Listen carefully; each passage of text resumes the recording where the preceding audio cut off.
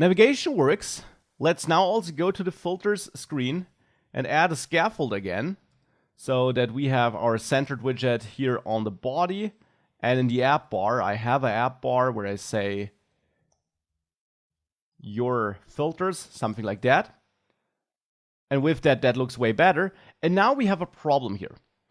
I have a back button here, and with that, I can go back to the previous page. Now maybe that's actually what you want. But I would like to have a hamburger icon up here so that I can open the same drawer which I have here. Now the solution is relatively simple. All we have to do is in the filters screen, we have to add the drawer again and reference our main drawer, and of course also add the import to that drawer here by going up one level and then to the widgets folder.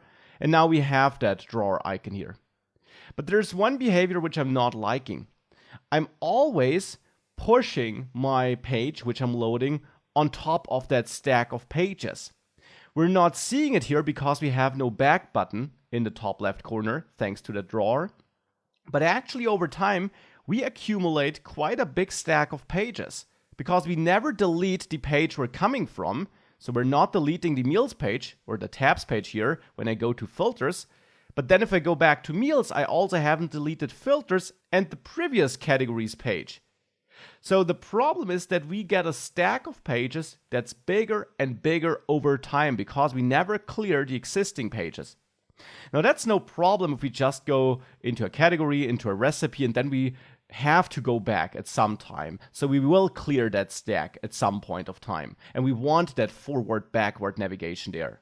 But here for the drawer, just like for the tabs, I essentially don't want to have an infinitely growing stack. Instead, I want to clear my stack and simply push the new page as the only stack page here onto my stack, so to say. So if I go to meals, the filters page should be deleted. If I go to filters, the meals page, the tabs page here, should be deleted automatically.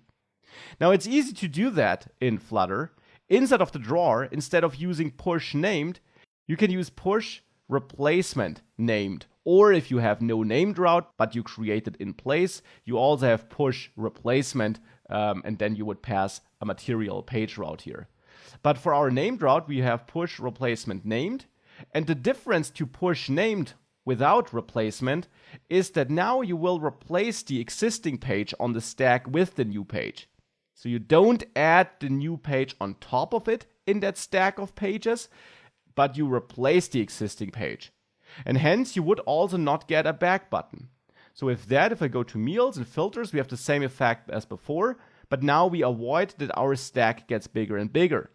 And we can clearly see that effect if I temporarily comment out the drawer in my filters screen. If I do so, and I then full restart the app with the green arrow here,